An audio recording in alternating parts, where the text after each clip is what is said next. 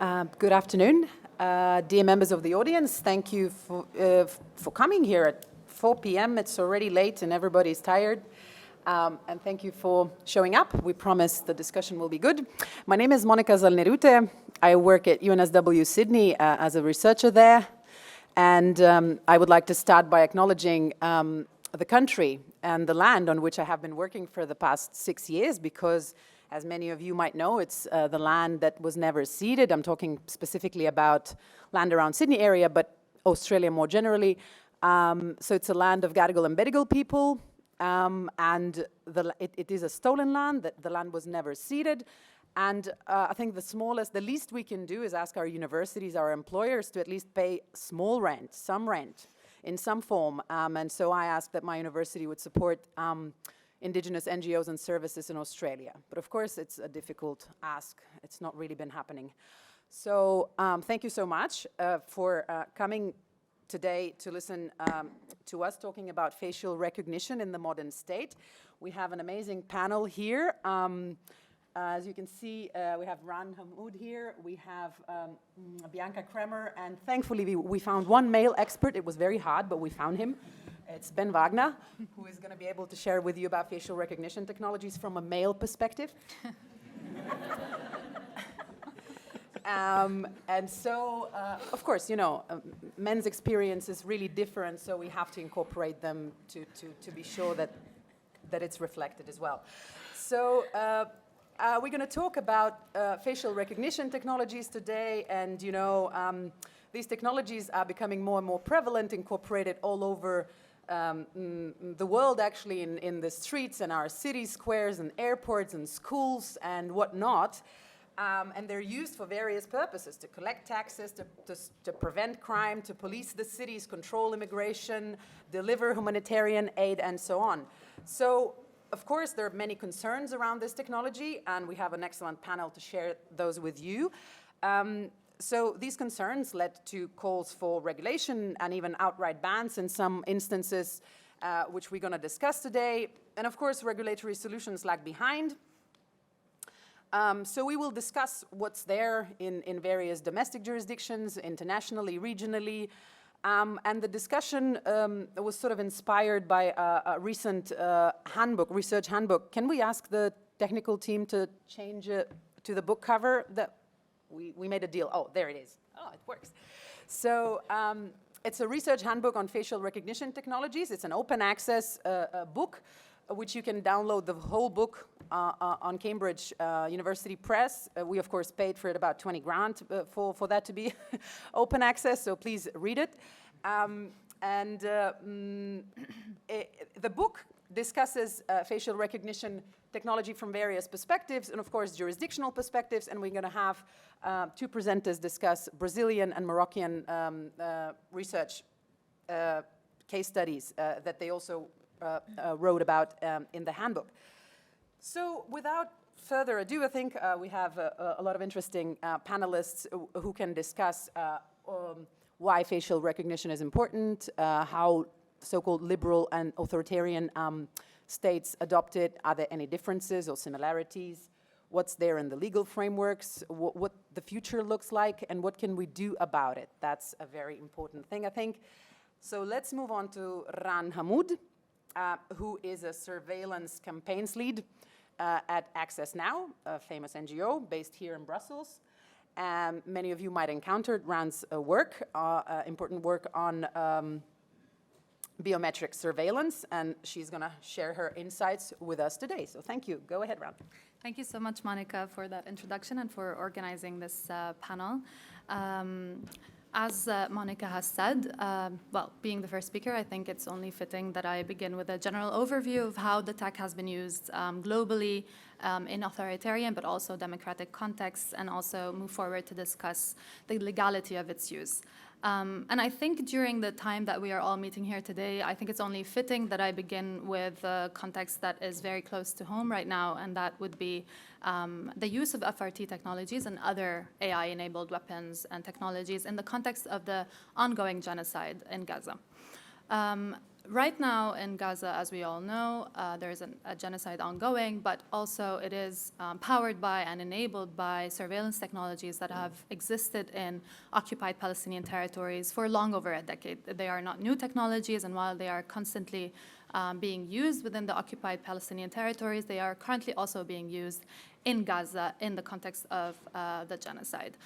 When first deployed, this facial recognition technology in Gaza today, it was first undisclosed and deployed in essence in order to capture or figure out, track down hostages that were taken into the enclave. However, it is now documented to be used in order to track down individuals who are suspected or allegedly suspected to have ties with Hamas. Very recently, there was a New York Times report that came out where a poet and an innocent civilian who was passing by a Gaza checkpoint was stopped and questioned for being flagged on a facial recognition database for being suspected to be tied to Hamas, which he obviously was not. However, this is only one example of the decades of use of this technology within the Palestinian territories that include facial recognition systems that are linked to databases like Red Wolf, Blue Wolf, that are databases that are basically gamified surveillance tools where Palestinians having to go into checkpoints in order to access their land, but also to access basic services and rights, are being stopped and scanned and pictured and then compared to or categorized within facial recognition databases, including Red Wolf and Blue Wolf, and then suspected of being tied to militants, etc. And in that, while I'm here in that context, I'm very proud to be a staff of Access Now, which is an organization that is calling for an immediate digital and physical ceasefire in Gaza.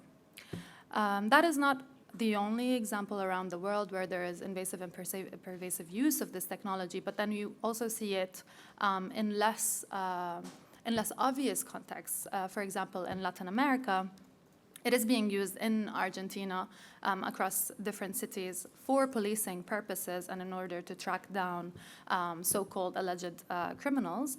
And of course, governments, when deploying these technologies, and even companies, when marketing these technologies, they market themselves as law enforcement tools or tech solutions in order to fight crime and increase national security, etc. But then what they don't know, or what they don't, well, of course they know, but they don't market as well, or they don't speak as publicly as well, is that, facial recognition technology and other systems all have vulnerabilities. And so when they market themselves as national security tools, they are also enabling or giving these governments double-ended sword, basically, where there is a perceived benefit, which obviously we will talk about, within the panel in order to question that benefit and, falsify that, that it would increase national security, but then it is at the same time opening up these governments to national security risks because they are systems that have vulnerabilities at the end of the day. But of course, before we get into the national security argument, we must be coming from a fundamental rights argument as well. It is in Uruguay, for example, used in stadiums where there are football games, etc., which is a disproportionate use of such technology. I cannot imagine in what scenario we would need such pervasive technology in order to watch people who are watching a football game.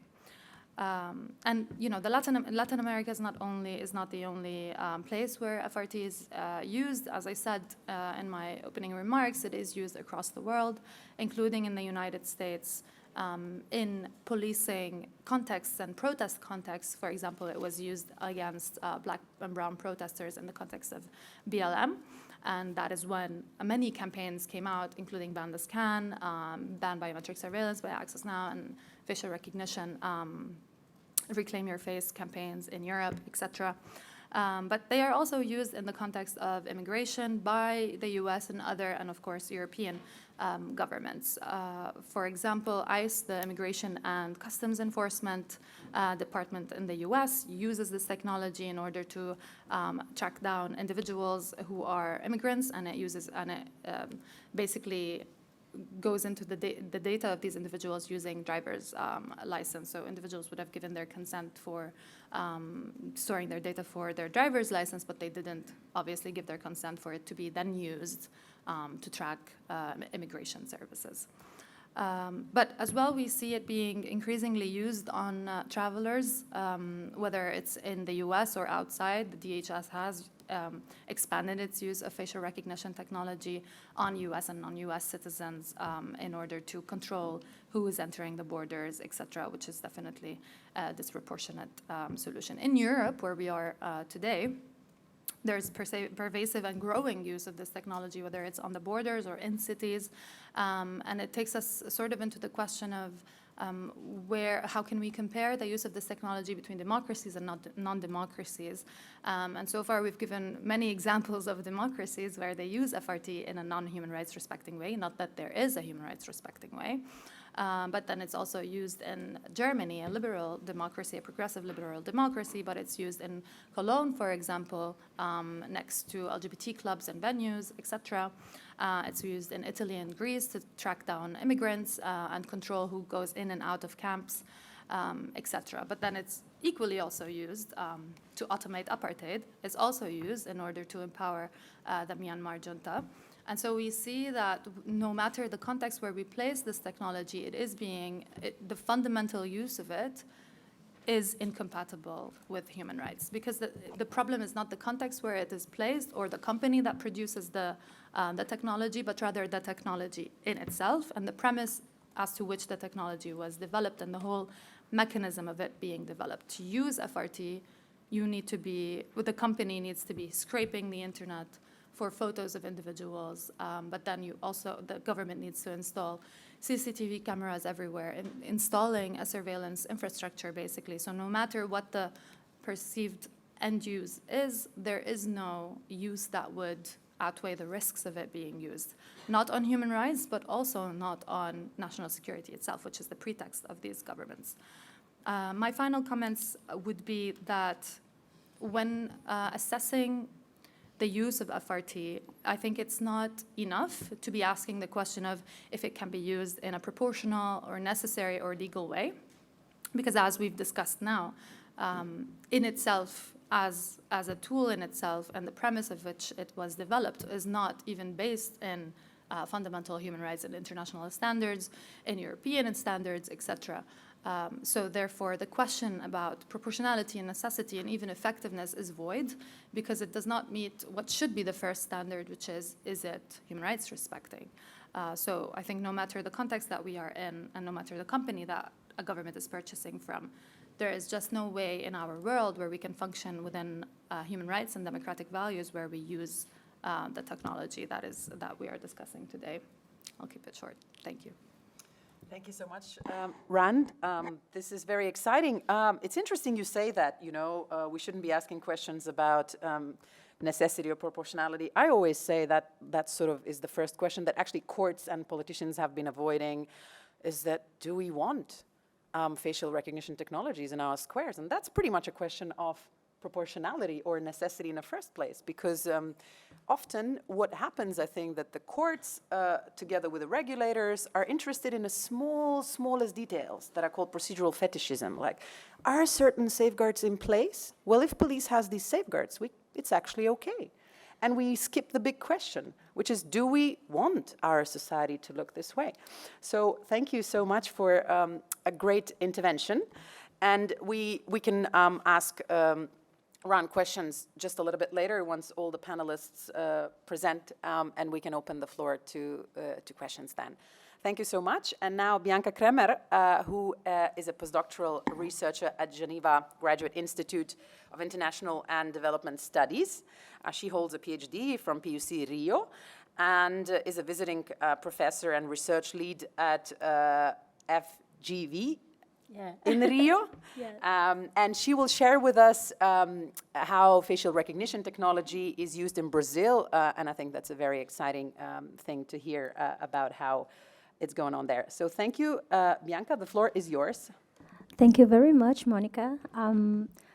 It's my first time here at CPDP, and it's an honor to me to be here as a panelist in my first time, and alongside with so many friends from Brazil, from work as well. My intention here is just to show a little bit about, in Brazilian perspective, how do these technologies are being used recently, and the actual impact we are already facing, not in terms of showing Brazil in a satirized way or in a perspective that is unique from the other sides of the world, but just to share more profoundly our experience and for us to see together what do we have in common, even if we are from different continent, cultural perspectives, and the pervasiveness of this technology in our daily lives, in our society. So this is the intention I have making this presentation. So I showed a little bit about how we are facing the problem between regulation and how do we address, on the other hand, discrimination. The first case I want to show you is about a man called João Antonio. He's a black man in Brazil, an African, Brazilian American, a man. He's 25 years old from a city called Aracaju, Sergipe, in the northeastern of Brazil. And in front of 10,000 people, he was arrested by the police officers because a system of facial recognition technologies showed the police that he had a warrant against him. But when he was brought to the police station, they saw that the system actually made a mistake. But he was already been through this such a shame from police officers, and he returned to the stadium where he was trying to see the game of his team, his football team, and he couldn't stop crying. It happened last month in April 2024. So according to this, the government suspended for now the use of these technologies in that stadium. In that one stadium? That one stadium, yeah, exactly. The second case is about a woman called Josiette Pereira. And at the Copacabana Beach, that is a postal card from Rio de Janeiro, the city where I'm from, she was accused by the system as being a person with a warrant as well as against her about robbery and conspiracy since 2012. And also, the system made what we are being so called to call it a mistake, right? But she was 20 hours arrested by mistake, and it makes so much damage in the self-esteem of a black and brown person in Brazil. And she was a woman this time. So in these cases, what do we have in common? We have black and brown people in Brazil being arrested in a perspective that not only shows errors of the system, but also shows the misuse and the negligence in the use of this technology according to the human rights perspective. And, oh, I pressed the button. I hope there's no problem. Okay. But these two cases were only to show you and make it visible that when we are concerned about the use of facial recognition technologies in the public security or even public spaces, we are not talking only about numbers. We're talking about lives, living realities, and the impact it has in not only groups or in our perspective or what we think about the society, but individual lives. So another case that I could bring to you is the Réveillon that we have also in my city. I'm a person that really loves her city, Rio de Janeiro, which is the Réveillon. From 21st December to the 1st, we have a show of fireworks in Rio de Janeiro. And this time, we are facing a lot of use of facial recognition technologies in Rio. So we are around, only in Copacabana Beach, around 100 cameras It cost to the state around 18 million reais, that maybe in euro could be very little, but it could make such a huge difference in terms of public policies for our society. But what could we say that this use of this technology already achieved a very good impact? What are the results in the use of these technologies? So to tell you about this, I will show you 4 cities in Brazil in a very famous festivity that we are known for, Carnival. Rio de Janeiro has this beautiful carnival, as well as Bahia, as well as Recife, and Belo Horizonte, 4 metropolitan cities. What do they have in common this year in 2024? All of them started using massive amounts of facial recognition technologies for big festivities, such as Réveillon and Carnival. And as well, Madonna has recently been in Rio de Janeiro last month to celebrate, I think, 40 years of her career. And it brought together around 1.5 million people at Copacabana Beach. We had around 3,200 police officers in the streets, as well as drones, and the use of facial recognition technologies. It was last month. This technology, I think Ron told us very well that it uses the facial patterns, the difference, the measure between our eyes, our nose, our mouth, and this kind of technology is unique for each and every single person. There is no possibility that a person, it's a biometric data, so you can't have the same facial pattern as another person. So it makes it unique, and the promises are that you could prevent fraud, that we could prevent crime, that we could prevent a lot of several problems we face as well in our society that are actually structural, not only a matter of circumstance. So when we talk about the use of these technologies, what are we facing recently? Oh, I passed. A promise of a promised land where the cameras will save us from structural problems we face in our society. There are heritage, colonial heritage as well, in terms of surveillance, in terms of in education, in public security, in public health. So we have structural problems that are from a very far period in our history, especially in Brazil, and we face a colonial heritage that pushes us forward in terms of how we face violence. And people are putting facial recognition technologies as a bullet, silver bullet, to solve all the problems that we have in society, not only facial recognition, but especially in Brazil. And when we talk about it, there's something that has been celebrated in Brazil is the number of people arrested by facial recognition technologies, but we don't have transparency to see cases like those I showed you before, the 2 cases of João and Josiette, that show us that the system makes a mistake. The police officers and the organs of public security don't have data or enough data or quality of data to show us transparently which are the errors and if they already exist. So they are celebrating today this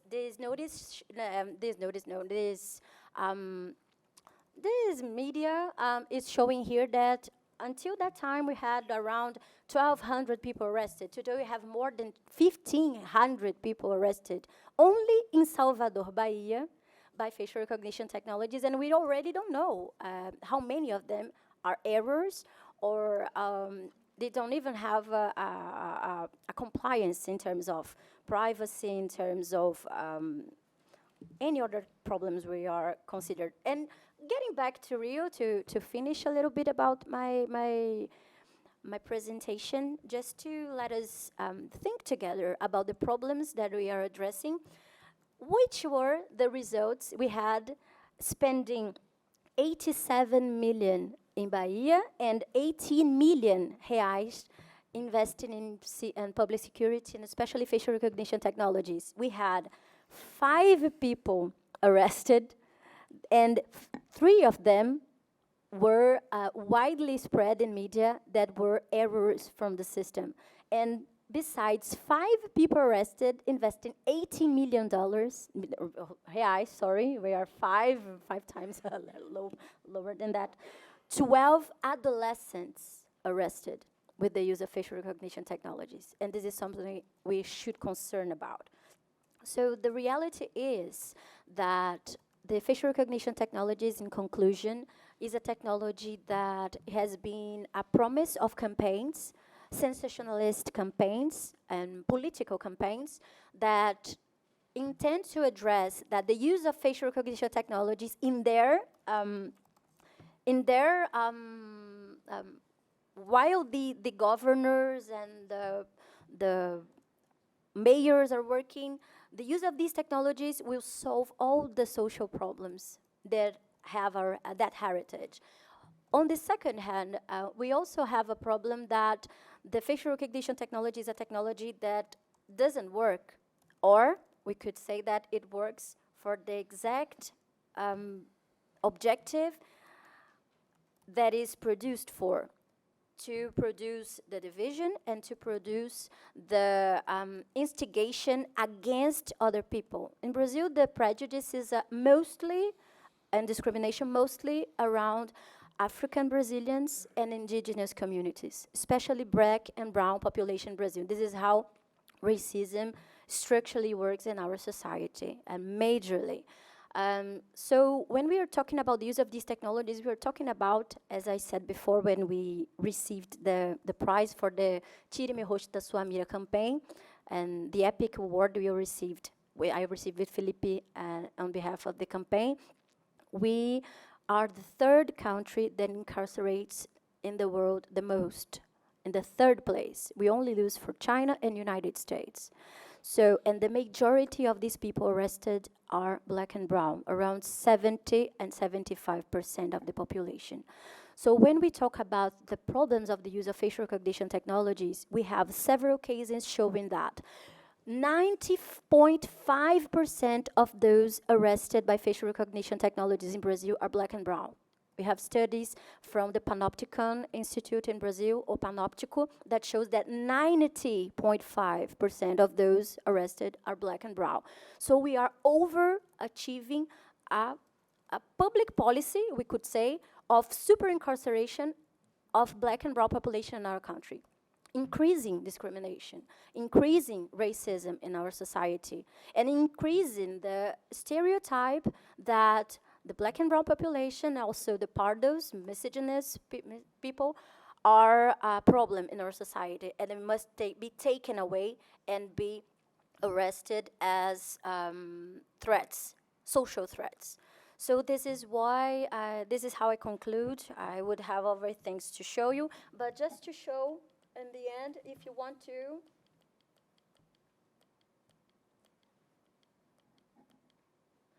if you want to be an ally in our campaign, Tire-me Rosto da Sua Mira, we have a QR code working here that you could not only sign and be an international ally, but to understand that recently in our country, we are facing, in the AI regulation in the Congress, a bill that is trying to approve the use of facial recognition technologies and autonomous weapons, making it legal in our society. And our campaign is trying to ban it, showing that this technology reinforces, on the other hand, racism. And just to show how it works, like concluding what I'm saying, this is the case of Benjamin, a TikToker that made a video just to show a little bit how the racism in authentication and facial recognition works. A black man, Brazilian, trying to use a bank, make a bank account, and the bank couldn't recognize his face. And he tries to open his eyes, he tried to change the light, he tried to do everything, and it kept the message, keep your eyes open, keep your eyes open. He said, what are they saying about keeping my eyes open? So he put a picture of Chris Hemsworth, and the system automatically could understand that that was a person. If he put technologies that could move the eyes and the mouth, like synthetic content, he could maybe address the use of his authentication in the system and use the bank account. So this is a technology that didn't consider black people as possible clients for a bank account. What are the damages we are seeing, in fact, against black people, not only in Brazil, but I truly believe in the whole world, and racialized population in a whole. And I'm just talking about African Brazilian people because of our perspective of discrimination and structural discrimination. But what are the harms of this type of technology? What do we have in common? How could we address to ban the use of these technologies and to widespread the real problems of accepting as a normality the use of these technologies for several purposes. So I would really, really like to thank the space, the opportunity to be in this panel, and to pass the floor to Monica, appreciating the space. Thank you very much. Thank you so much, Bianca, for this very exciting presentation and sharing so much about the Brazilian context and actually, showing that Brazilian context is relevant for the rest of the world. As you were talking, I just thought to mention that maybe not many people know that the roots of developing facial recognition technology are actually in the facial analysis and the 19th century famous British eugenicist, Francis Galton, who worked on these two debunked junk science fields called physiognomy, which aimed to identify the criminality of the face, sort of to prove that certain face is criminal, and also phrenology, this idea that facial character or facial features could also show the mental character and characteristics and mental capacity of a person. So this is how it all started with all this facial analysis, and the roots, of course, are really colonial. So it's not surprising that we have results as we have now. So I always ask people, do you know how it all started, and show several pictures of racialized colonial. Racialized people in the colonial context, being analyzed for their facial features, and this is what we have today, just on a commercial level, being used by the governments worldwide. So thank you so much, Bianca, for sharing this. That was very interesting. And we move to the final panelist for today, Ben Wagner, who is an associate professor of human rights and technology, and also a director of AI Futures Lab at TU Delft. I've known Ben for a long time, and we did our PhD together, so that's really nice to come back and see each other again. Not only because he's male, of course, but it helps. It helps to have male friends. So, Ben, go ahead. I'm pretty sure you have a lot to say and share and talk about how this technology particularly is used in authoritarian regimes and whether that really differs in any sense from what we call liberal democracies or it doesn't. So go ahead. Ben has contributed a chapter to the handbook with colleagues, and it's very exciting. It's about Morocco and sort of theorizing more broadly about authoritarian regimes and the use of this technology. So go ahead, Ben. Floor is yours. Thank you very much. And thanks for being able to be part of this panel. I think it's quite special to have this wonderful set of speakers in the room. And when we think about these technologies and when we talk about them, also I've been asked to speak about it now from a male perspective. I think, let's take the question seriously. I think it's interesting that if you look at FRT and the way it's used, it's remarkably similar to this very gendered concept of the view from nowhere. So there's this idea that you have this objective perspective on reality that has objectifiable attributes that a system can interpret with a supposedly scientific logic without any accountability. That applies both to this idea of the view from nowhere, as well as to large parts of facial recognition technology when you think about it. So, when you think about it, I don't know whether this is a male perspective, but it's certainly a gendered way of seeing the world. And that gendered way of seeing the world has effects on how you see the world. So when you imagine what it means to sit at that screen, think about it not just in a context of the terrible human rights effects that it has, but also in that very specific gendered context. So when we think about, or when we talk about this increased distribution of AI systems that also are being used in different authoritarian contexts, what was striking when we were doing this research, both in Morocco and elsewhere, is that a lot of the time, for many relevant populations, facial recognition technologies seem trivial, playful, or irrelevant. And that the idea to resist those technologies almost seems crazy or ridiculous. Why would there be any need for resistance? Now, in some institutional contexts, it's really obvious why you would want to do that. Of course, it's clear that if facial recognition technologies are being used to bomb your house, you might want to think about how not to be bombed. But in other contexts, they just sort of sit there, they provide infrastructure, they're sort of playful, they're funny, they're interesting. But you then wonder, when does the point come when you move this sort of radical shift from it's crazy and cuddly and fun to it's suddenly way too late, and there are missiles flying in your direction? The work we did on Morocco was with Sylvia Berg, Issam Shirat, Francesco Collin, and Caterina Natta, all fantastic scholars doing amazing work. And we were trying very hard to understand not just how a facial recognition technology is used in Morocco, but also how does the existence of those technologies influence the way already very existing authoritarian states change their authoritarian governance in some way.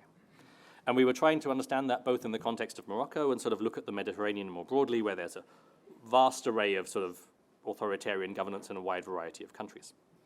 And so the first thing that we found quite interesting is that very few countries in the Mediterranean or globally more broadly are able to develop these technologies themselves.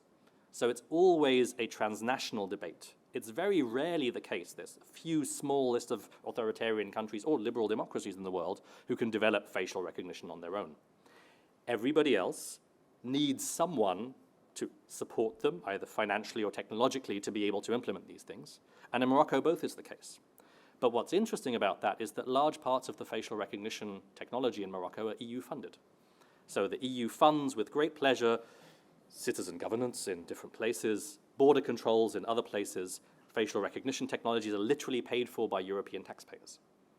But that taxpayer money, which if it was spent in Europe in an implausible or even in unreasonable way, would need all sorts of accountability mechanisms to show how it's been misused, doesn't have the same level of scrutiny once it's spent and used outside the EU's borders. So there's a very complicated role for the European Union and other international actors when talking about human rights. And more broadly, you can talk about sort of a wider surveillance industrial complex where you have lots of companies bidding for these sorts of things and lots of funding from international actors to support this, because alone, Morocco wouldn't be building these infrastructures in the same way. They need international support. Now, it may seem perhaps silly to say this, but it's sort of perhaps important to emphasize it. Authoritarian states are authoritarian. Now that sounds, it sounds silly, it might make some people laugh, but the reality is that a lot of the time there's a debate or an understanding of, well, maybe it's not so bad. Like we could just like work with them on border controls, and then that'll be a specific area where perhaps they'll be less authoritarian. And that assumption then leads to all sorts of problems when it gets to human rights, fundamental rights controls, but also the existing legal frameworks in Morocco make any kind of public debate, let alone public oversight of these technologies, essentially impossible. Video surveillance, insofar as it exists, is managed by the security apparatus, and public sector actors are very careful, both in a sort of a broad societal context and in a very specific context around talking about these technologies. So it's very difficult to do that type of research. And so what that means is, it sounds again very mundane, but authoritarian states will inevitably become more authoritarian by access to these technologies and techniques. The AI-enhanced surveillance is thus both a local and transnational challenge at the same time. And both of those actors, it should be obvious what's happening, but it's not. And that leads to a whole set of governance challenges that are specific to the specific environments that are already authoritarian and problematic, but then become more problematic by doing so.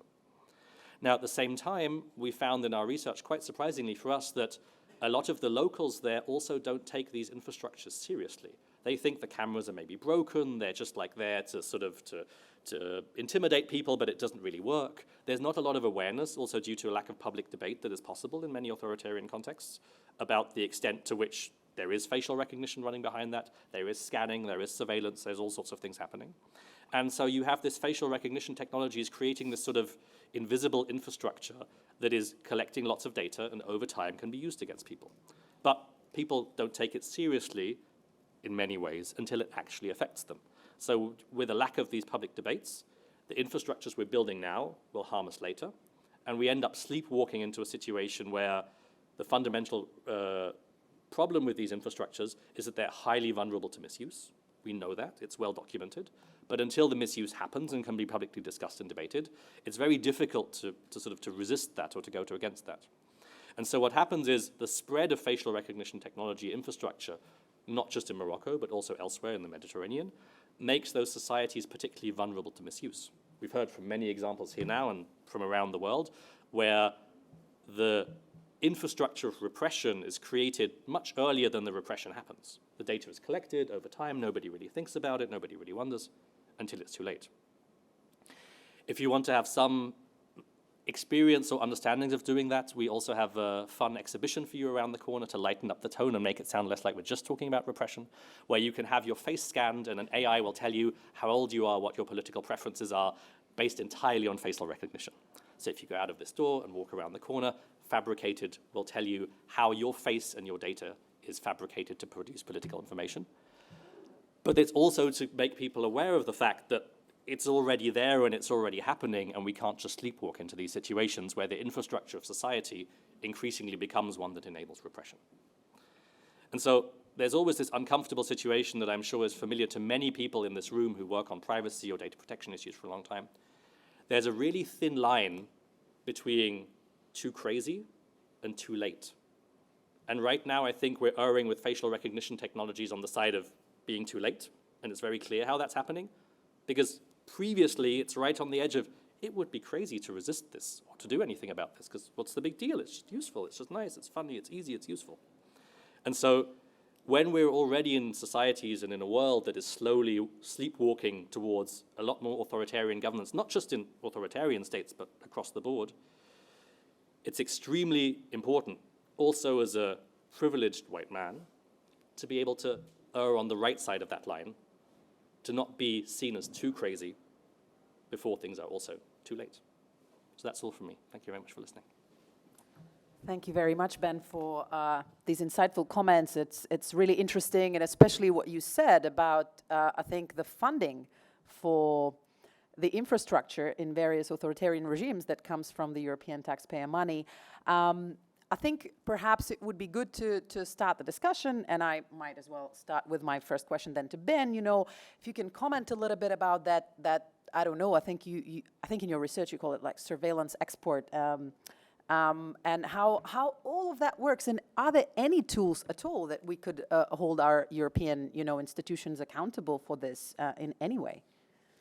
Yes, and that's actually the nice thing about it. It's not just that they're paying for it, it's also that these technologies are sufficiently powerful that a lot of the time they need permission to be exported, because they're what's so-called dual-use technologies a lot of the time that could also have military uses, as we see in many parts of the world. And so precisely for that reason, it's not just that the EU and other international actors have paid for these technologies, they're also allowing them to cross borders. And I realize that a lot of digital technologies are sort of seen as this like borderless world, but a lot of the time the infrastructure of international trade actually provides a lot of mechanisms to question that and to say, okay, at least let's say these are French or German or Spanish or Italian technologies, often can be others as well, but those are sort of typical countries which export them. Those technologies are from those countries. That means somebody in that government had to say yes. So it's not just that it's a private company making that choice, it's the government too, with all the political consequences and responsibilities that comes with that. And that, I think, also provides an opportunity to then say, put this on the table, you elected representatives have made this choice, therefore you are also responsible for these infrastructures that you are creating. Okay, well, great to hear that there are at least certain mechanisms to demand accountability. Of course, that's another story how it all works in practice, but at least that. And I wanted to thank all the panelists for very insightful presentations and sharing their research and their advocacy work. So perhaps we open the floor for questions. So don't be shy, ask questions. We can specify to which panelist if you like. If not, then we see who might be the bravest to take the question. So please tell us your name and then go ahead. Thank you. Is this on? Yeah, it is on. Good afternoon. Well, first of all, thank you all for great speeches, so to speak. I really enjoyed it. My name is Joost Gerritsen. I'm from the Netherlands. My question is this. So we heard a lot of examples of errors where things went wrong. By way of thought experiment, if these technologies, these facial recognition technologies, were error-free, maybe in the future, does that make a difference to you? Do you say, well, then all our problems are gone, or at least the problems you put on the table, or do you say, no, that's still problematic? Yeah. That's my question. Thank you so much, Joost. That's a great question. I will share my own perspective maybe a little bit later. I think all the panelists can take this question. It's a very exciting and provocative question. So let's start. Ron.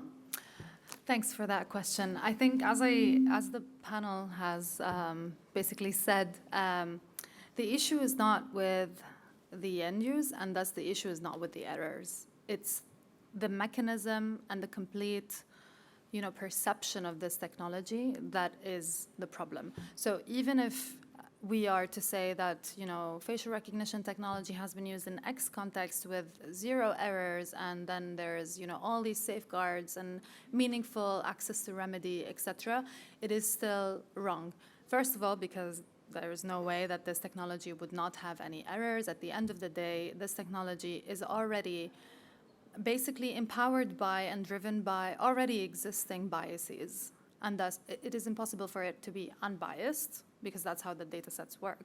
But then, in its deployment, it is biasly deployed. It is deployed in neighborhoods that are impoverished, in neighborhoods that are black or brown, in contexts where there is already existing discrimination, like on borders, etc.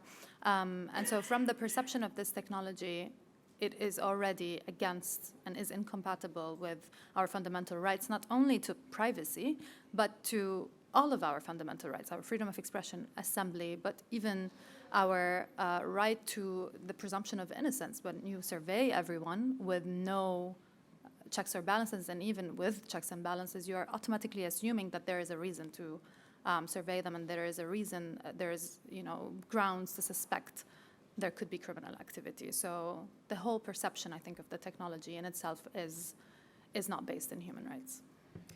Thank you so much, Ron. Bianca, would you like to comment on this, especially that you've given us so many examples of errors? But let's assume for sure that it might be error-free as a... I'll be very brief because I really agree with Monica. Monica told us in her intervention in the beginning that the conception itself of facial recognition technologies are based in eugenistic or pretentious science. So when we develop the measurement of our face, the facial patterns, what are we looking for? What are the intentions in the development of these technologies? What do we want to find? So when we use facial recognition technologies or develop them, the intention is for us to improve certain services. In terms of Brazil, as I was saying, is the facial recognition for public security purposes, for incarceration, for the correct incarceration. So they have a profound knowledge of who do they want to incarcerate and why do they want to super incarcerate this amount of people, this certainty of people. And also, according to Rand as well, the development of the technology itself is embedded with bias. There is a very famous article, and it's not a scientific article, it's a common article from Karen Howe in MIT when she says why to solve algorithmic bias is so difficult, because to understand the exact moment where the bias enters the system, it goes from the concept of the technology, then the training, and the use by the user itself, the experience of the user itself. So where is the exact amount of bias, and in which space there is already the perception of the bias. How can we correct it in the development of technology? So many of them, in the concept of the technologies, they are already embedded in bias, racial bias, gender bias, against LGBTQ plus community. There are several bias that could be and are already embedded in the beginning, in the conception of technology. So facial recognition technology itself is already in the concept of the technology embedded with bias.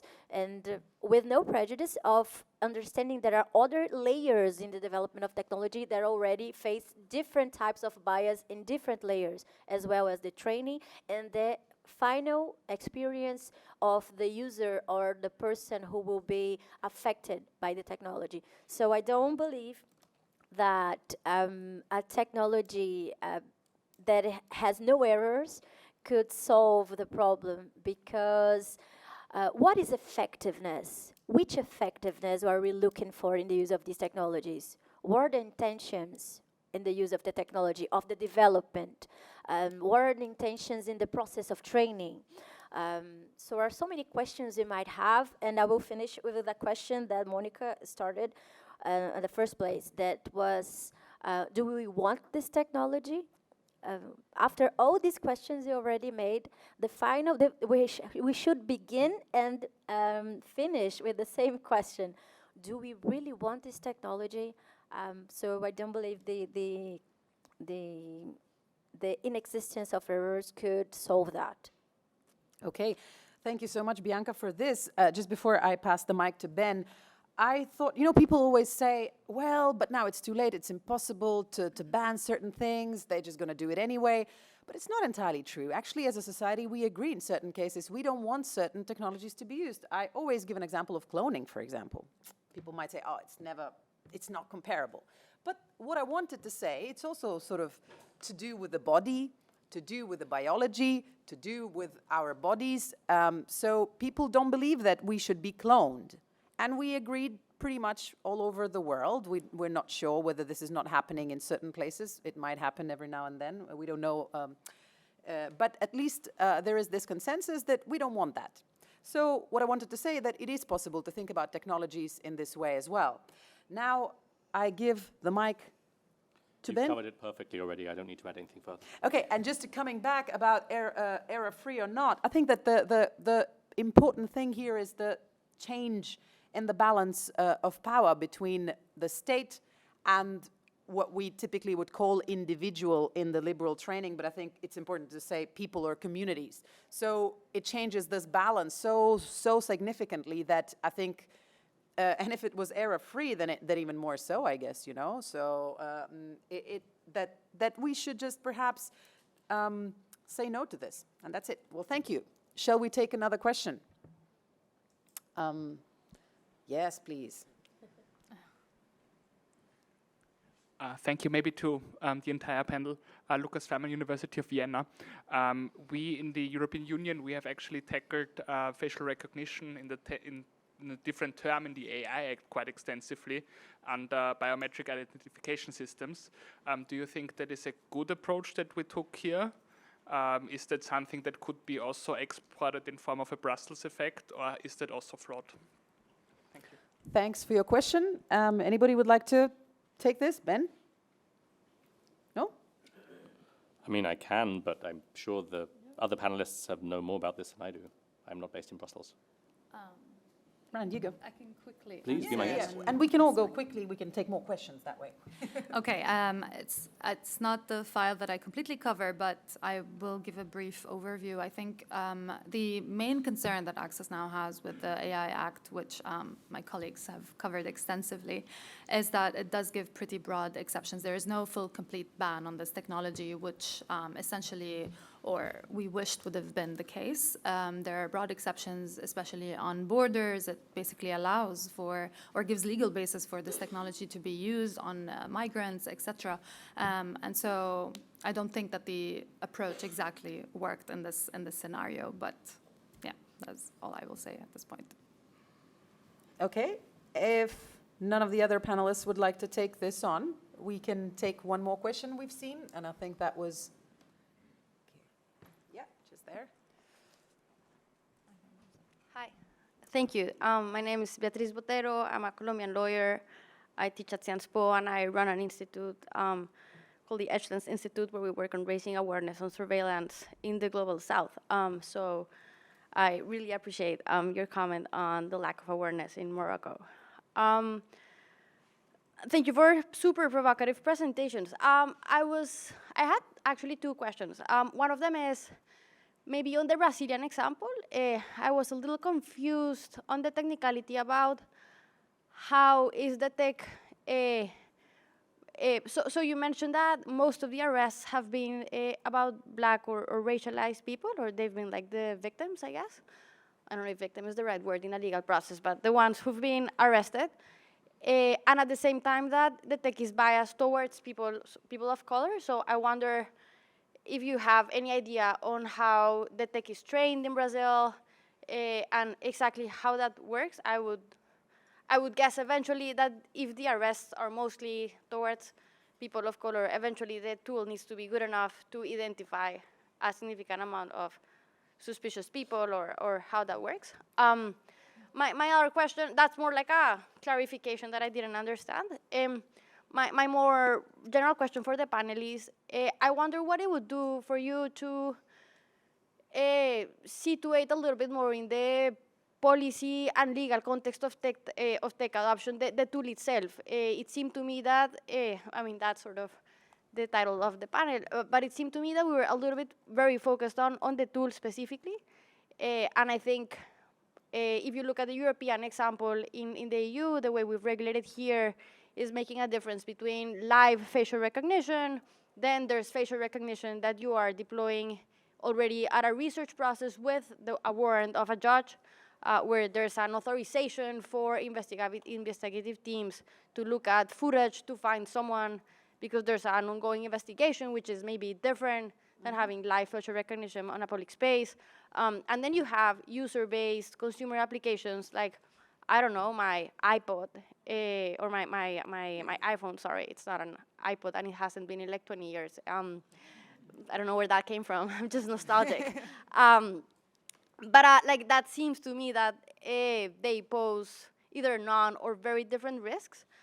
So I wonder how it works for you if we distinguish that type of context of deployment and process around the tool, and not just the tool itself, or what your thoughts are around that. I was also a little confused, but maybe I'm just not very aware.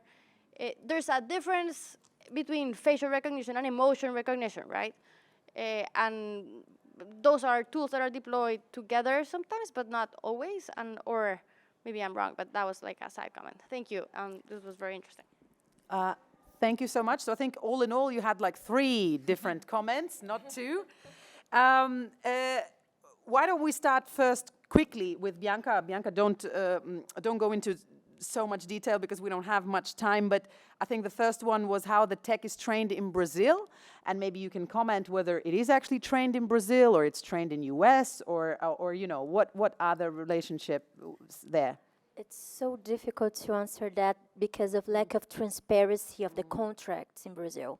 For example, when I researched for 3 years about which were the technologies that have been used from 2020 to 2023 in the public security ecosystem, we couldn't find the information of which one of them were, and neither the contracts to show us which technology was being acquired from the public security authorities. This is the first problem, because the only thing we know is that the pictures and the quality of the picture is another problem that we should address in another space or opportunity, because a lot of those images are have a very bad quality for the technology to be trained, but it is being fed by the National Council of Justice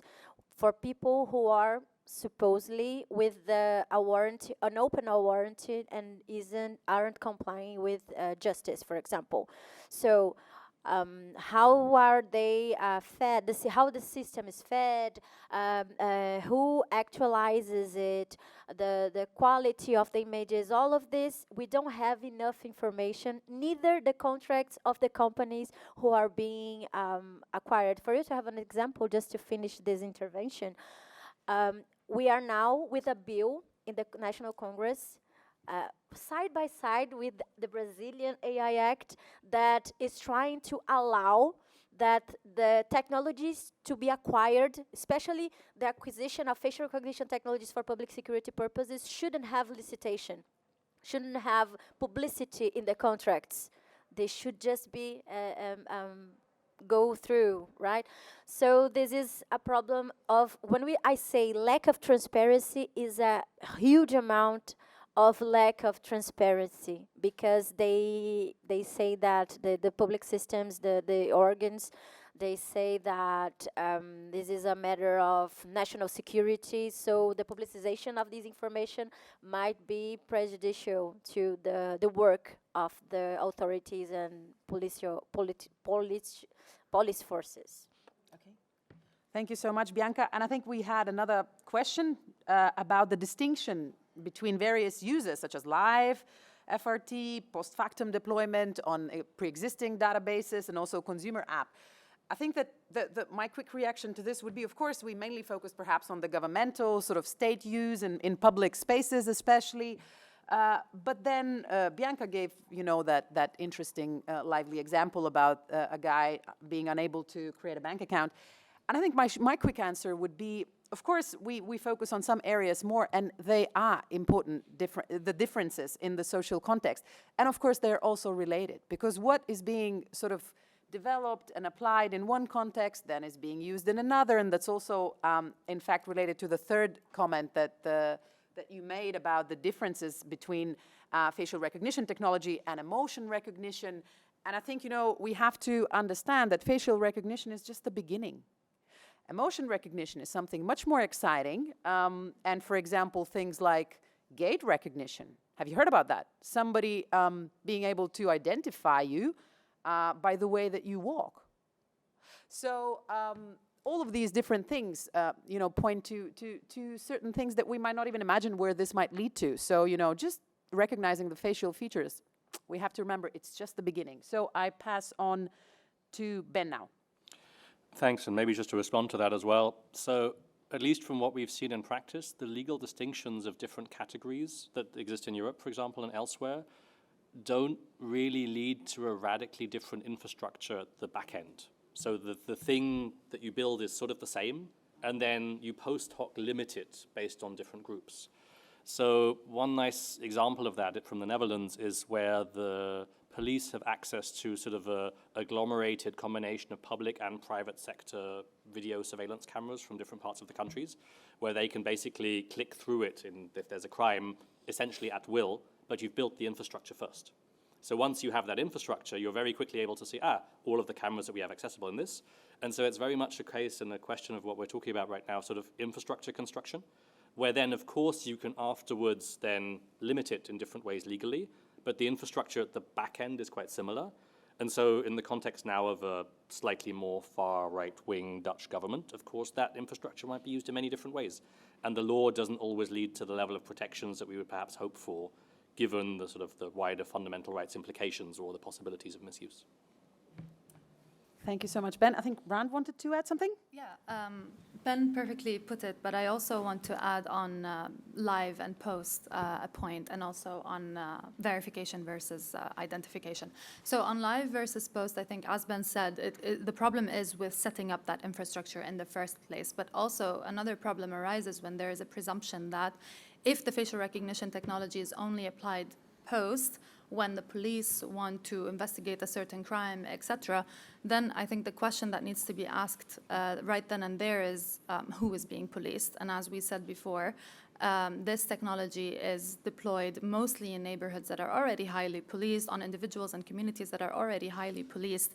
And it still allows for these authorities, given the context in which they already, violate human rights in and discriminate against, where these technologies are used to pick out individuals from a crowd and to target those individuals, whether it's done live or post, is not the real issue, but rather the infrastructure, as Ben said, and then what it could enable from discrimination and already existing biases. That's on the first question. On the second question around identification, which is the technology that we are talking about today on the panel, versus the technology that you would use on your iPhone, etc., there is a fundamental difference in those technologies and how they work, which is the fact, or basically the fact that when I say that I want to use my face in order to open up my iPhone, I am consenting to exactly that. I have agency over that decision of how my biometrics are actually used. It is to authenticate my access to my phone. That is not to say that it is without risk. Again, if you are at a protest and the police officer gets your phone and they can use your face to open your phone and access your data, of course there is a specific risk to that, but it is absolutely correct to assume that there are different risks assumed to each type of each type of technology, but it is fundamentally different from biometrics for identification, which are designed to pick out individuals from a crowd. They are compared to large scraped data sets and not where the individuals do not consent. They do not have agency over how their biometrics and how their data is being used. Okay, thank you so much. Would we have any more questions in the room? Oh, yes, okay, wonderful. So let's do a very quick round, maybe one sharp question, and we take it one panelist each. Can we give the mic? Men prefer men. That's all right.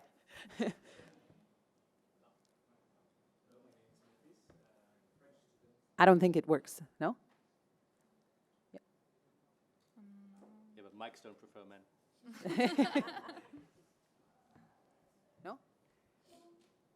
Just very quickly. Oh yeah, it does now? Not really, no.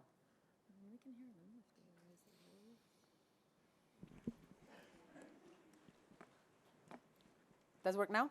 Yeah. Great. Okay. Thank you. Sorry. My name is Mathis. I'm a French student, and I spent the last 30 minutes doing my question, and I think I failed. So I will try my best. My question is more about the protection of a non-citizen person. Facial recognition system doesn't differentiate citizen and a non-citizen. So my question is, how would it in what way would we protect the non-citizen from the facial recognition? Would it be like a consent if the person goes in a country with a facial recognition, or would it be protection with treaties between states? And in that case, wouldn't be too many treaties between states in order to protect these people? Thank you. A very exciting question. In short, it's interesting. There wouldn't be any protection, pretty much. I think that's the problem. But maybe some of the panelists would quickly like to respond to that.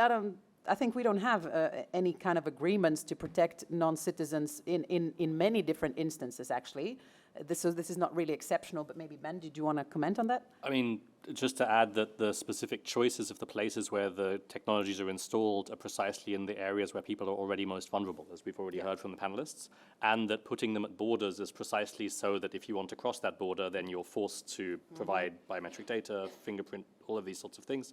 So the protection of non-citizens is also a really good question. It's one of the central challenges to surveillance that Casper Boden has significantly, consistently put up, that if we take human rights protection seriously, they would also have to apply to non-citizens, and they almost never do. So I think it's exactly the right question, and it's really uncomfortable for a lot of surveillance regimes. But precisely for that reason, the reality is very uncomfortable. Thank you so much. Let's move on. We still have another 2 questions. Yes, please.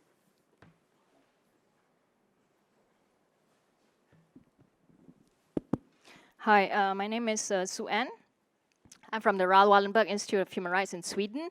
And my question is on individual resistance.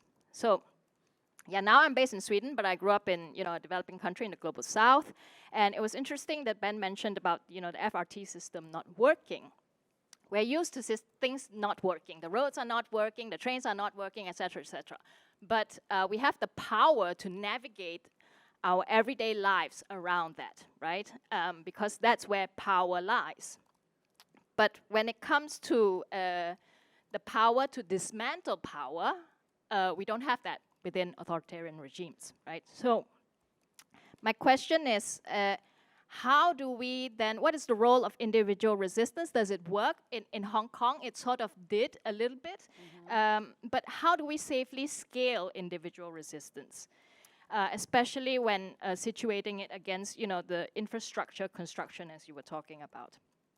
And also noting the fact that faces are inherently social, right? We cannot hide everywhere, every time. Yeah. So thank you. Thank you so much. So before I pass the mic to somebody else, I just wanted, yeah, you're absolutely right. In Hong Kong, I think people used masks. They used the lasers to damage or block facial recognition tools from working. And we heard about the COVID masks being used, but of course then some Chinese developers of FRT technologies announced that actually even with a mask your face can be recognized, so they're really moving fast. And individual resistance is a very fascinating question, but I think that, structurally it just doesn't make a big difference perhaps, even if certain campaigns would succeed, but then of course the technology develops further, and then the resistance no longer works. But maybe my panelists would like to comment on this a little bit. Yeah. Very, very briefly, I will give a concrete example why I'm a completely passionate person about civil disobedience, but how it doesn't comply with being a black and brown person in Brazil. Diego, what would happen to you in Brazil if a police officer told you that you were being arrested by facial recognition technology and you put resistance from where you are from? Best case, I will be in jail. Worst case, which is usually normal, I will be dead. This is, well, that's I think that concrete example. Explains a lot. Well, thank you so much. That's a great question, actually. And we had one more, I think. 3 minutes. Okay. Let's take the last question, and we see how we go. We're still on time. Thank you so much. It works. Does it work? Yeah, it does work. Okay, great. I'm Vanessa. I'm a postdoctoral researcher here at the VUB in Brussels. And I was just wondering, because, you name, for example, emotion recognition technology, and we've been talking about facial recognition technologies, and I think, the common thread here is, identification. And also, there's a whole bunch of proposals from you, for example, to implement facial recognition technology in, current running information systems at EU level, for example, the Schengen information systems, but also, the Prüm framework, for example, which already works with biometric data. But, actually, Ben already kind of provided, an answer there, but, for example, when you implement this kind of technology at the level, for example, of borders, for sure, you're implementing it for kind of, at least they marketing it that way, for security purposes. And us, to cross a border, to take a flight or whatever, we need to provide our biometric data. And now, they're taking it even further with smart borders, so with no controls and who knows whatever we're gonna have afterwards. So I was wondering, do you really think that the problem is the facial recognition technology itself versus the government freak with identification? And I think that's the common thread among, for example, all the name of the different technologies we've been talking about for now. Yeah. I think I'll stop here. I had other questions, other reactions, but I loved the conversation, and I cannot agree more with your views, but I'll stop. Thank you so much. Thank you for this great question. I will just quickly comment that, of course, facial recognition is a tool. It has problems. It is problematic in itself. It has this very fascinating and problematic history in its development and the roots. But of course, it's a tool in increasing the power. So of course, it's about the state, about the corporations, changing the balance of power between, the state or the private power and the communities and the people. But somebody would like to comment on this briefly? Yeah, go ahead, Ram. Very quickly, I mean, you're absolutely right. It's not just about the FRT, it's everything related, or, governments are obsessed with collecting our biometrics, which is why at Access Now we call for a ban on biometric surveillance. It's not just FRT, it's iris scanning. It's a whole bunch of technologies that lie on this in the same premise that, as you've said, aim to identify us, to pick us out from a crowd. And at the end of the day, the reason why these technologies are being deployed and used, etc., is population control. So they are fully developed and marketed as tools to do exactly that. So you're absolutely right. The problem is with this obsession to control populations, but also use tech solutionism, which lies on a whole bunch of pseudoscience and false premises in order to do exactly that. Thank you so much. So I think we're ready to end on this note, and we can continue the conversations later on at the social parties and after the session if you like. And I would like to thank great panelists, Ben, Bianca, and Rand, for being here and for talking to us today. If we can maybe have the final slide back, the book cover, so that people can read the book.